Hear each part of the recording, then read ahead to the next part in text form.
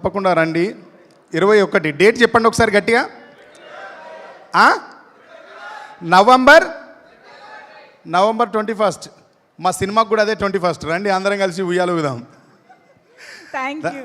అన్న thank you అన్న, thank you director గారు అండ్ వేణు ఉడుగుల గారు, ఈటీవీ విన్ సాయి గారు, నితిన్ గారు, ఎస్పెషల్లీ రాహుల్ మోపిదేవి గారు. ఈ పాటకి రాంబాయి పాటకు ముందు ఇక్కడ మాకు గెస్ట్ హౌస్ ఇస్తే ఆ గెస్ట్ హౌస్లో వేరే పాట రాసినాం. ఆ పాట రాసిన తర్వాత డైరెక్టర్ సాయిల్ కాంపాటి గారు ఆయనతో పాటు సురేష్ బొబ్బిలు కూడా మొత్తం చించేసుకున్నారు, ఉతికేసుకున్నారు, సూపర్ అన్నది అయిపోయింది అని.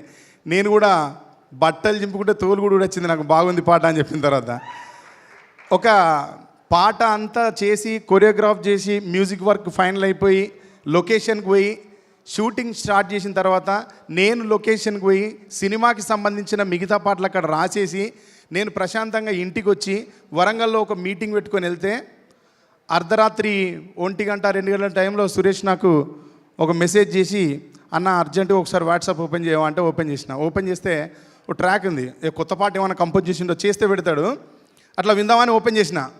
ఓపెన్ చేస్తే ఈ ఇచ్చంతరాలకి ఏదో వర్డ్ ఉంటుంది, ఫస్ట్ ఏదో పెట్టిన ఏదో సమ్ డెమో లిరిక్స్ పెట్టి వేసిండు. ట్యూన్ వింటా అంటే నాకు మామూలు ఊపొస్తలేదు, అదిరిపోయింది సురేష్ ట్యూన్, ఇది ఏ సినిమాకు నాకే ఇస్తారా రాయడానికని అడిగిన.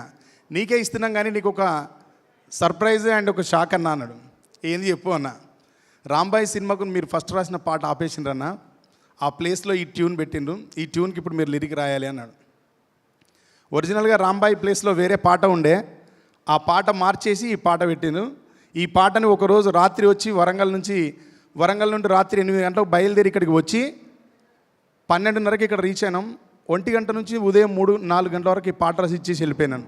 ఈ అవకాశం ఇచ్చినందుకు మీ అందరికీ పేరున ఒకసారి సినిమా యూనిట్కి కృతజ్ఞతలు చెప్తున్నాను. Thank you. ఎస్, కరెక్ట్గా మన పాట గురించిన డిస్కషన్ ఇలా